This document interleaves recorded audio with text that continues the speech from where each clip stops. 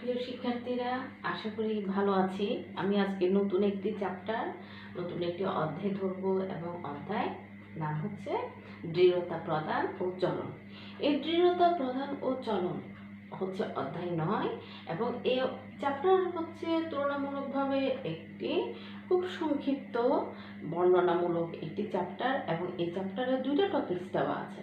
একটি হচ্ছে কঙ্কাল, আরেকটি হচ্ছে আমাদের পেশি এবং পেশি বন্ধনী নিয়ে। ঠিক আছে, তাহলে আজকে আমি যেহেতু প্রথম টপিক হচ্ছে কঙ্কাল নিয়ে বর্ণনা এবং কঙ্কালের সাথে আনুষঙ্গিক অন্যান্য উপাদানেরও বর্ণনা। তাহলে তোমাদের প্রথম টপিক হচ্ছে দেখো মানব কঙ্কালের সাধারণ পরিচিতি।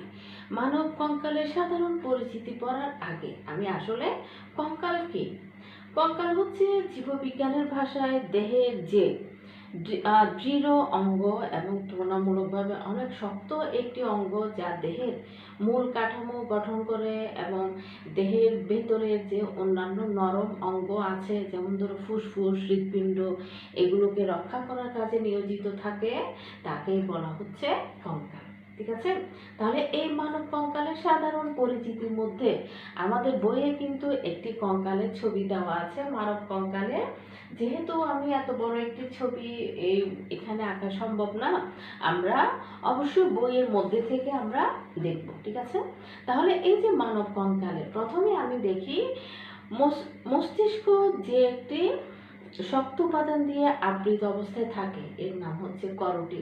তাহলে করটি প্রধানত 3টা উপাদানে বিভক্ত। এই উপাদানগুলোর নাম হচ্ছে করটিকা, মেক্সিবল এবং মেন্ডিবল।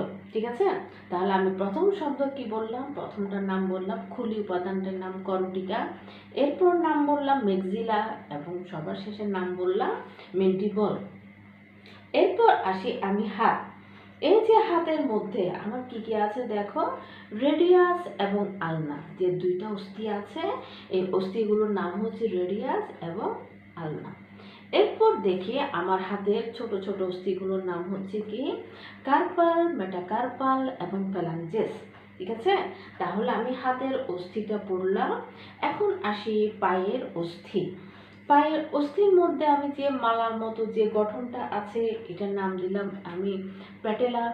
এরপর হচ্ছে দেখো টিবিয়া, ফিবুলা। পায়ের যে 2টা অস্থি আছে, এই 2টা অস্থির নাম হচ্ছে টিবিয়া এবং ফিবুলা। এবং সবার শেষে কি দেওয়া আছে দেখো, হাতের অস্থির মতো টার্সাল, মেটাটার্সাল এবং ফ্যালাঞ্জেস। এরপর অংশটি হচ্ছে দেখো হিউমেরাস এবং ফিমার। বিশাল 2টি অস্থি, যেমন হাতের যে সবচেয়ে বড় অস্থি এর নাম হচ্ছে হিউমেরাস এবং পায়ের যে অনেক বড় যে অস্থিটা দেওয়া আছে এটার নাম হচ্ছে ফিমার। তাহলে আমি হাতের অস্থি, পায়ের অস্থি এবং করটি নিয়ে পড়লাম। এরপর দেখো বক্ষপিঞ্জর। বক্ষপিঞ্জরকে আমি প্রধানত 2টা অংশে বিভক্ত করলাম। একটার নাম হচ্ছে পরশুকা আর একটার নাম হচ্ছে স্টার্নাম। তাহলে আমি বক্ষপিঞ্জরের অস্থি সম্পর্কেও জানলাম। এরপর হচ্ছে দেখো মেরুদণ্ড। মেরুদণ্ডের অস্থিগুলিকে আমি প্রধানত 5টি অংশে বিভক্ত করলাম। এখানে কি কি আছে দেখো, এই অংশ থেকে যে শিরদাঁড়া এবং যে অংশটার কারণে আমি দাঁড়িয়ে আছি, এই উপাদানটির নাম হচ্ছে কশেরুকা। এরপর হচ্ছে দেখো পিউবিস এবং স্যাক্রাম, কক্সিক্স এবং ইলিয়াম। তাহলে প্রিয় ছাত্রছাত্রীরা, আমি প্রথম শব্দ কি বললাম দেখো, মানব কঙ্কালের সাধারণ পরিচিতি। এরপর আসি মানব কঙ্কালের প্রকারভেদ। কঙ্কালকে প্রধানত আমি কয়টি অংশে বিভক্ত করব, 2টা অংশে বিভক্ত করলাম।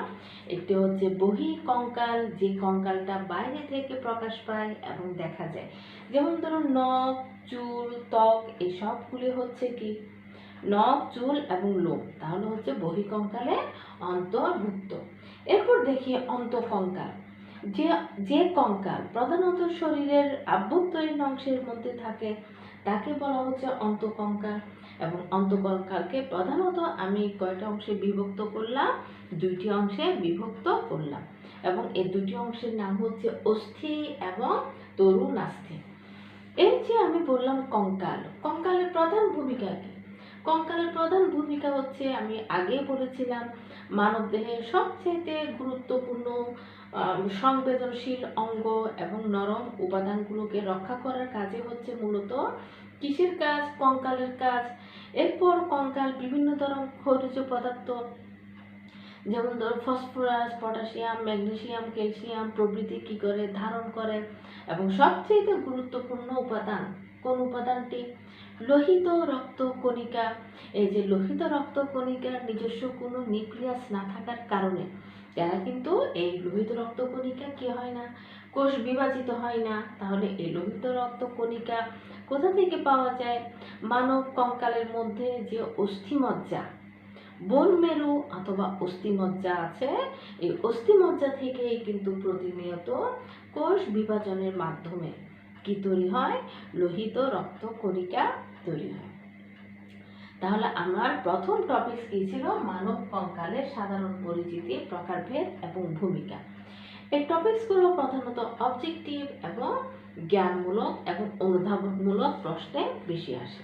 তাহলে এরপর আসি, আমার এরপরে টপিকস হচ্ছে বোন অথবা অস্থি। এরপর হচ্ছে দেখো কার্টিলেজ অথবা তরুণাস্থি এবং হচ্ছে বোন জয়েন্ট। তাহলে আমার প্রথম শব্দ হচ্ছে দেখো বোন অথবা অস্থি। অস্থি হচ্ছে মানব যোজক কলার অথবা মানব যোজক কলার হচ্ছে রূপান্তরিত রূপ। অস্থির মাতৃকা অথবা আন্তঃকোষীয় পদার্থ এক ধরনের কি দিয়ে তৈরি? জৈব পদার্থ দিয়ে গঠিত। এবং মাতৃকার কোষগুলো অস্থিকোষের চারিদিকে কি থাকে? ছড়ানো থাকে। ঠিক আছে, তাহলে আমি অস্থি নিয়ে পড়লাম। এবং প্রতিনিয়ত অস্থির পুরাতন অংশ ক্ষয় পেতে থাকে এবং নতুন অংশ কি হয়? নতুন অংশ তৈরি হতে থাকে। ঠিক আছে, যদি কোনো কারণে পুরাতন অংশ তো প্রতিনিয়ত ক্ষয় হচ্ছে, যদি আমরা প্রতিনিয়ত যদি পুষ্টিকর খাবার কিংবা ভিটামিন ডি যুক্ত খাবার, ক্যালসিয়াম সমৃদ্ধ খাবার না খাই, তাহলে এই ভারসাম্য নষ্ট হয়ে যেতে পারে। প্রধানত আসলে বয়স বাড়ার সাথে সাথেই কিন্তু এমনিতেই এই ভারসাম্যটি নষ্ট হয়ে কি হয়? ক্ষয়ের দিকে ঝুঁকে পড়ে। এবং এই যে আমি অস্থি বললাম, অস্থি প্রধানত 4 ধরনের জৈব উপাদান দিয়ে গঠিত। তাহলে দেখো এর মধ্যে জৈব পদার্থের পরিমাণ হচ্ছে 60% অথবা 60% এবং অজৈব উপাদানের পরিমাণ হচ্ছে 40%। এবং অস্থি প্রধানত বিভিন্ন রকম যৌগ দিয়ে তৈরি, যেমন হচ্ছে ফসফরাস, এরপর হচ্ছে পটাশিয়াম, ক্যালসিয়াম এবং সোডিয়াম। তাহলে মূলত কয়টা উপাদান পেলাম? 4টি উপাদান। কি কি ছিল? ফসফরাস, সোডিয়াম, পটাশিয়াম এবং ক্যালসিয়াম। এই যে আমি অস্থি বললাম, অস্থির মধ্যে খুব গুরুত্বপূর্ণ 2টি উপাদান দিয়ে প্রধানত অস্থি গঠিত। একটি হচ্ছে ভিটামিন ডি এবং ক্যালসিয়াম। আমরা আগেও জেনেছি ভিটামিন ডি কিভাবে তৈরি হয়। ভিটামিন ডি তৈরি হতে প্রধানত সূর্যালোকের প্রয়োজন হয় এবং এই সূর্যালোক ত্বকের নিচের স্তর, একটু মনোযোগ দিয়ে শোনো, ত্বকের নিচের স্তর যে কোলেস্টেরল আছে, সূর্যালোকের উপস্থিতিতে এই কোলেস্টেরলের বিভিন্ন যৌগ অথবা বিভিন্ন রাসায়নিকভাবে এদের যৌগে রূপান্তরিত হয় এবং আমাদের দেহের মধ্যে যে বৃক্ক বা কিডনি এবং যকৃৎ, এই 2টা উপাদান, এই যে কোলেস্টেরলের উপাদানটা যে পরিবর্তিত হয়ে গেল, এর সাথে বিভিন্ন উপাদান যুক্ত হয়ে অবশেষে কি তৈরি করে? ভিটামিন ডি তৈরি করে। তাহলে এই ভিটামিন ডি এর জন্য আমার খুব গুরুত্বপূর্ণ উপাদান হচ্ছে কি? সূর্যালোক। ঠিক আছে, এরপর দেখো পর্যাপ্ত সূর্যালোকের উপস্থিতি আমাদের অবশ্যই দরকার। এখন আসি, আমি অস্থি যে বললাম, অস্থির রূপান্তরিত রূপও বললাম। অস্থি হচ্ছে এক ধরনের রূপান্তরিত রূপ এবং অস্থি প্রধানত এক ধরনের পাতলা একটি আবরণী দিয়ে আবৃত থাকে। এই উপাদানটির নাম হচ্ছে কি? পেরিওস্টিয়াম। ঠিক আছে, এবং অস্থিকোষ, যে অস্থিকোষ চারিদিকে ছড়ানো অবস্থায় থাকে, এই কোষের নামই হচ্ছে অস্টিওব্লাস্ট। এরপর আসি, আমি খুব অস্থির পরবর্তী আরেকটি রূপ অথবা যোজক কলার ভিন্ন রূপ নিয়ে আলোচনা করব। যোজক কলার ভিন্ন রূপের নামই হচ্ছে কি? কার্টিলেজ অথবা তরুণাস্থি।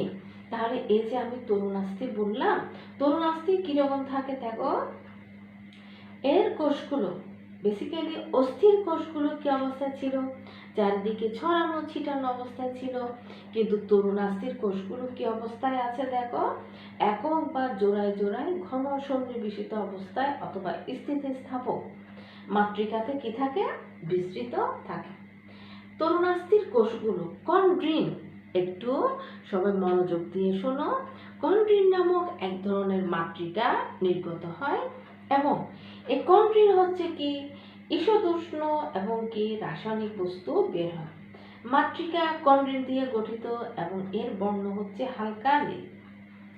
জীবিত অবস্থায় তরুণাস্থি কোষের প্রোটোপ্লাজম খুবই স্বচ্ছ এবং নিউক্লিয়াসটি কিরকম থাকে, গোলাকার থাকে, যার কারণে অস্থির তুলনায় তরুণাস্থি হচ্ছে তুলনামূলকভাবে স্বচ্ছ একটি উপাদান। ঠিক আছে? এবং এই যে আমি বললাম কন্ড্রিন, এই কন্ড্রিনের মাঝে কিন্তু এক ধরনের গোলাকার গহ্বর দেখা যায় এবং এই গোলাকার গহ্বরের নামই হচ্ছে লেকুনি অথবা ক্যাপসুল।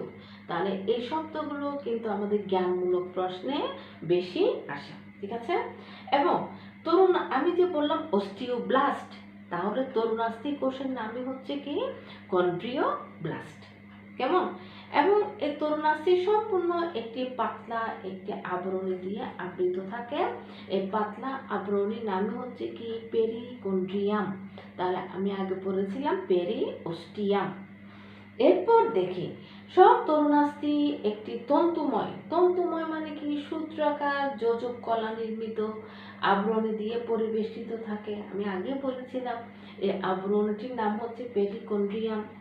এই আবরণটি দেখতে চকচকে সাদা, তাই আমরা তরুণাস্থিকে কিরকম রঙে দেখি, সাদা, নীলাভ এবং চকচকে দেখতে পাই। আমাদের দেহে কয়েক রকম তরুণাস্থি আছে, যেমন ধরো নাকের এই অংশের একটি তুলনামূলকভাবে নরম উপাদান, এটা এক ধরনের তরুণাস্থি। কানের পিনা 3 কোণাকার একটি গঠন দেখা যায়, এগুলো কিন্তু মূলত তরুণাস্থি দিয়ে তৈরি। আমি অস্থি পড়লাম, মানব দেহের সবচেয়ে দৃঢ় কলা অস্থি। এরপর পড়লাম তরুণাস্থি এবং আমাদের সিলেবাসে যেহেতু বোন জয়েন্ট অথবা অস্থি সন্ধি নামক এক ধরনের উপাদান বর্ণনা দেওয়া আছে, তাহলে এরপর আমার উপাদান হচ্ছে, আমার পরবর্তী টপিকসের নামে হচ্ছে কি বোন জয়েন্ট অথবা অস্থি সন্ধি। তাহলে এখন আসি অস্থি সন্ধি কাকে বলে। সবাই একটু বই সাথে রাখো এবং বইয়ের সাথে মিলিয়ে দেখো। অস্থি সন্ধি 2 বা ততোধিক অস্থির সংযোগস্থলকে অস্থি সন্ধি বলে এবং প্রতিটি অস্থি সন্ধির অস্থিগুলো একরকম স্থিতিস্থাপক রজ্জুর বন্ধনী দিয়ে দৃঢ়ভাবে আটকানো থাকে, ফলে অস্থিগুলো সহজে সন্ধিস্থল থেকে বিচ্যুত হতে পারে না এবং সন্ধিস্থল বিভিন্ন অঙ্গ প্রত্যঙ্গ চলনে সাহায্য করে। তাহলে বিশাল একটি কথা আমি এখন দেখি, আমি চিত্রের মাধ্যমে, যেহেতু আমি এখন পড়বো বোন জয়েন্ট, যেহেতু বোন জয়েন্ট টপিকসটা এবার বোর্ড এক্সামের জন্য খুবই গুরুত্বপূর্ণ, তাহলে সবাই গুরুত্ব সহকারে এই ছবিটা একটু দেখার চেষ্টা করো। আমার পরবর্তী টপিকস হচ্ছে বোন জয়েন্ট। বলা হচ্ছে পরবর্তী অথবা পাশাপাশি দুইটি অস্থি পরস্পরের সংযোগের স্থল। তাহলে আবার বলছি দেখো, 2 বা ততোধিক অস্থির সংযোগের স্থলকে অস্থি সন্ধি বলে। 2 বা ততোধিক, যেহেতু আমি এখন এমন একটি অস্থি সন্ধির নাম বলবো যে অস্থি সন্ধির নাম হচ্ছে কি সাইনোভিয়াল। একটু দেখো, যেহেতু তোমাদের বইয়ে খুব গুরুত্ব সহকারে দেওয়া আছে সাইনোভিয়াল জয়েন্ট অথবা সাইনোভিয়াল অস্থি সন্ধি। তাহলে আমি একটু চিত্রের মাধ্যমে দেখাই 2 বা ততোধিক অস্থি। তাহলে আমি এইভাবে একটি অস্থি আঁকলাম, দেখো। এরপর পাশাপাশি মুখোমুখি আরেকটি অস্থি আঁকলাম, তাহলে 2টা অস্থি আঁকলাম। এরপর হচ্ছে দেখো, আমি এখানে এক ধরনের গহ্বর আঁকলাম, যেখানে প্রচুর পরিমাণে কি থাকে, সাইনোভিয়াল রস অথবা সাইনোভিয়াল গহ্বর। এরপর হচ্ছে দেখো, এই যে বললো স্থিতিস্থাপক রজ্জু, স্থিতিস্থাপক রজ্জুর আরেকটি নাম হচ্ছে কি লিগামেন্ট, যারা পরস্পর অস্থিকে পরস্পর মুখোমুখি অস্থি দুটিকে কি করে রাখে, যুক্ত করে রাখে, এবং এই যুক্ত থাকার কারণে এরা কিন্তু অস্থি সন্ধি থেকে কি হয় না, বিচ্যুত অথবা সরে যায় না। তাহলে এরপর আমি এই অংশটার নাম কি দিলাম, এই অংশটির নাম হচ্ছে লিগামেন্ট। তাহলে কি ছবিটা কি খুবই কঠিন? আশা করি কঠিন কিছু না। ঠিক আছে, তাহলে আমি আবার দেখাচ্ছি। দেখো, মুখোমুখি দুটি অস্থি আঁকলাম, এরপর আঁকলাম সাইনোভিয়াল রস এবং লিগামেন্ট। ঠিক আছে, তাহলে এই সম্পূর্ণ অংশটাই হচ্ছে আমার সাইনোভিয়াল অস্থি সন্ধি। তার এই সাইনোভিয়াল অস্থি সন্ধির আরো দেখি, লেবেলিং করে ফেলি এখানে কি কি আছে। এই যে এইভাবে এই ধরনের যে অংশটা দেখা যাচ্ছে, এই অংশটার নাম হচ্ছে স্পঞ্জি অস্থি। বলা হয়ে থাকে একটি বয়সের পর স্পঞ্জি অস্থির মধ্যে যে ছিদ্রটা দেখা যায়, এদের আকার অথবা আকৃতির পরিমাণ প্রধানত ক্যালসিয়ামের ঘাটতি অথবা বিভিন্ন ঘাটতির কারণে কি হয়ে যায়, বিশাল আকার ধারণ করে এবং একসময় এদের কি হয়ে যায়, অস্থিক্ষয় রোগ দেখা যায়।